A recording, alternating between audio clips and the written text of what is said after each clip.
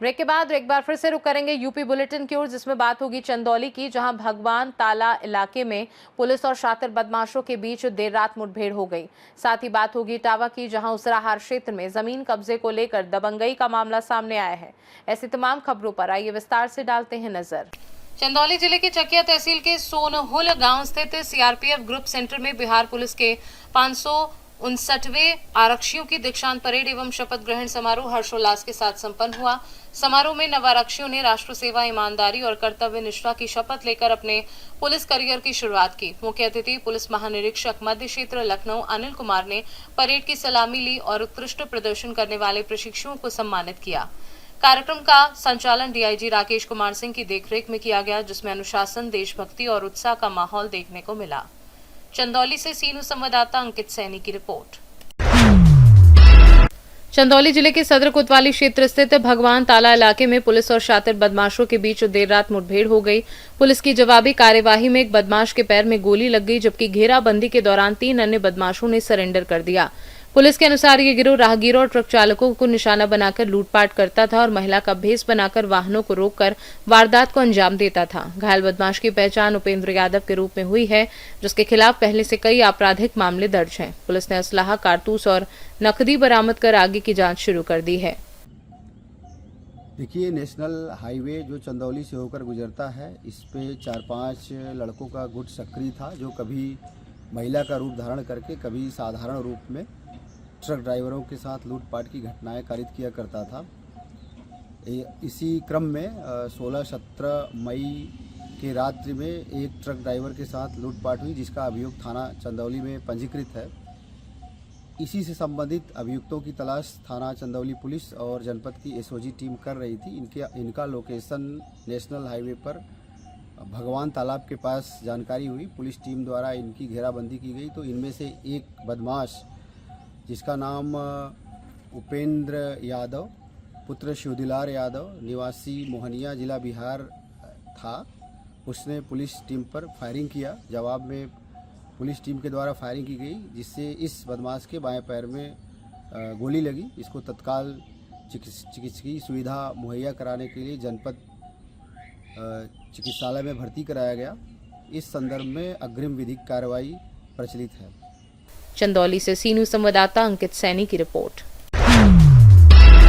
उत्तर प्रदेश के इटावा जिले के थाना उसराहार क्षेत्र में जमीन कब्जे को लेकर दबंगई का मामला सामने आया है। पीड़ित शिव प्रताप सिंह ने आरोप लगाया है कि ग्राम दौलतपुर स्थित उनकी जमीन पर देर रात कुछ लोगों ने दीवार और गेट तोड़कर कब्जे का प्रयास किया और विरोध करने पर गाली गलौच, मारपीट तथा जान से मारने की धमकी दी।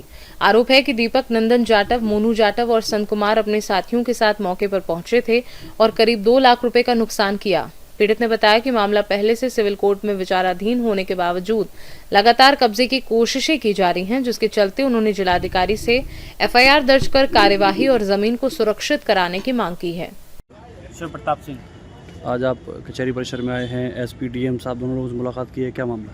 मामला ये है कि ताखा तहसील के मोर्चा मौजा में गाटा संख्या 82 का में हमने बैनामा लिया था 2018 में। वो बैनामा मैंने दाखिल खारिज कराया और राजस्व टीम गठित करवा के मेरी पैमाइश हुई। एक प्लॉट लिया था मैंने 100/60 का, और उस पर नींव भरवाई थी, पक्की ईंटों की नींव थी, उस पर गेट लगा हुआ था।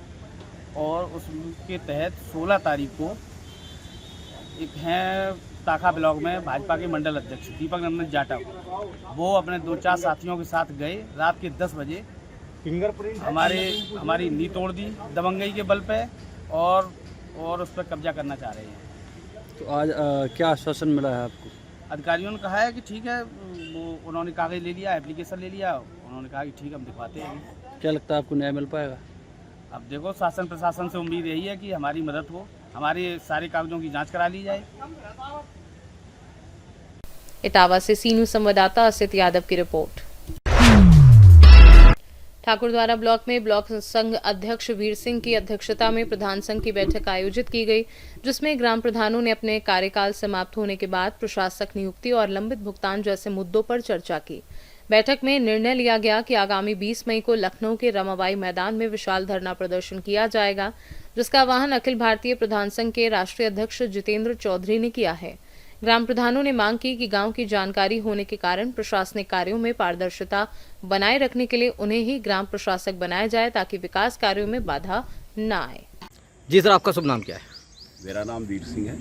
अच्छा, आज जो ब्लॉक सभागार में सभी जो है प्रधानों की एक विशेष मीटिंग की गई है, दरअसल पूरा मामला क्या है? ये देखिए, हमारे विकासखंड ठाकुर द्वारा की समस्त जितनी भी ग्राम पंचायतें हैं, उन सभी पंचायतों से प्रतिनिधि जो प्रधान साथी हैं वो सब यहाँ एकत्र हुए। उसका मुख्य कारण ये है कि अब 25 मई या 26 मई को ये कार्यकाल समाप्त हो रहा, 5 वर्ष चुनाव के पूरे होने जा रहे हैं। और उसके आगे क्योंकि अभी चुनाव नज़दीक में कहीं दिखाई नहीं दे रहा तरीके, इसलिए हम लोगों ने सब लोग इकट्ठे होकर के सभी की एक मांग है कि भाई हम जब लोग 5 साल से अपने गांव की सेवा कर रहे हैं और काम सुचारू चल रहा है, तो हम सब प्रधानों को ही जब तक अगले चुनाव ना हो हमको ही अगला चार्ज बना रहना चाहिए। यानी प्रशासक काल हो तो हम ही प्रधानों का हो और पूरा काल हो वो भी हमारा ही होना चाहिए। जी, हमारी प्लानिंग अगली ये है कि हमारे जो राष्ट्रीय अध्यक्ष हैं अखिल भारतीय प्रधान संगठन के जितेंद्र चौधरी जी, उनके आह्वान पर सभी लोग 20 तारीख को रमाबाई मैदान में लखनऊ में एक विशाल धरना प्रदर्शन हम करने जा रहे हैं अपनी मांगों को लेकर, ताकि हमारी मांग सरकार को पता चले कि हम लोग क्या चाहते हैं, हमारी मांग क्या है। क्योंकि गांव की जो दशा हमने अभी तक सुधार के रखी है, यदि अन्य किसी व्यक्ति को उसका प्रशासक नियुक्त किया जाता है तो वो वहाँ व्यवस्था खराब हो जाएगी।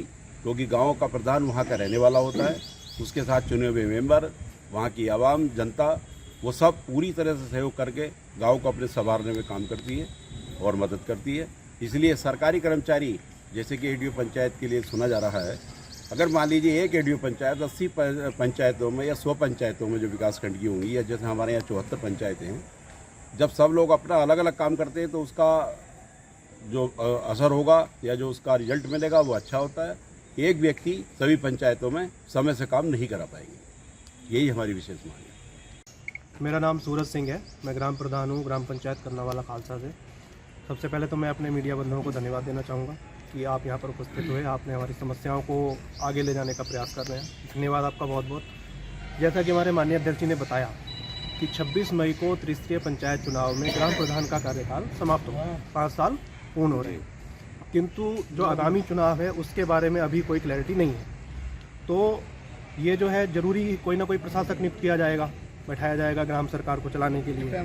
तो हम प्रधानों का मानना ये है कि 5 साल हमने जो सेवा की है, जो सहयोग किया है, जो सहायता की है, जो हमने अच्छे कार्य किए हैं गांव में व्यवस्था को बनाने में जो हमने प्रयास किए हैं, तो यदि ये प्रशासक कोई और नियुक्त होता है या किसी एक व्यक्ति को, जैसा माननीय अध्यक्ष जी ने कहा कि मान लो एडीओ पंचायत जी को ये जिम्मेदारी दी जाती है, तो 74 ग्राम पंचायतों में एक व्यक्ति निगरानी नहीं कर पाएगा। उसमें किसी न किसी की सहायता की आवश्यकता पड़ती है और एक पंचायत में एक प्रधान भी बड़ी मुश्किल से अपने सारे निजी जीवन के कामों को छोड़ करके अपनी पंचायत का ध्यान रखता है।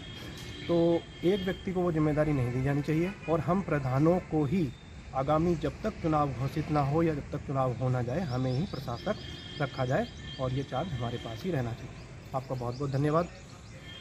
मुरादाबाद से सीनू संवाददाता देश रतन सिंह चौहान की रिपोर्ट।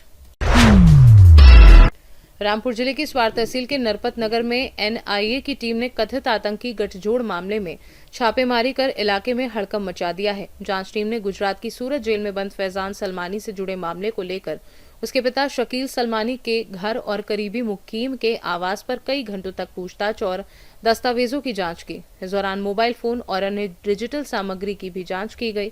बताया जा रहा है कि मामला पहले गुजरात एटीएस द्वारा दर्ज किया गया था, जिसमें फैजान सलमानी को कथित रूप से प्रतिबंधित संगठनों से प्रभावित पाया गया था और बाद में जांच एनआईए को सौंप दी गई थी। छापेमारी के बाद टीम वापस लौट गई, लेकिन इलाके में सुरक्षा एजेंसियों की इस कार्यवाही को लेकर चर्चा बनी हुई है। रामपुर से सीनू संवाददाता मोहम्मद तालिब की रिपोर्ट। संभल जनपद में यातायात निदेशालय लखनऊ के अभियान के तहत पुलिस अधीक्षक के निर्देशन और यातायात प्रभारी जगरोशन के नेतृत्व में बुलेट बाइक में मॉडिफाइड साइलेंसर और भारी वाहनों में प्रेशर हॉर्न के खिलाफ सख्त कार्यवाही की। अभियान के दौरान ट्रक, बस और डंपर में प्रेशर हॉर्न पाए जाने पर 28 चालान किए गए, जबकि बुलेट मोटरसाइकिलों में अवैध साइलेंसर लगाने पर 26 चालान किए गए। पुलिस ने कहा कि अभियान शोर प्रदूषण और यातायात नियमों के उल्लंघन पर रोक लगाने के लिए लगातार जारी रहेगा। संभल से सी न्यूज़ संवाददाता वसीम खान की रिपोर्ट। उत्तर प्रदेश बुलेटिन में फिलहाल के लिए इतना ही। बने रहिए सी न्यूज़ भारत के साथ। हर खबर आपके साथ, आपके हाथ।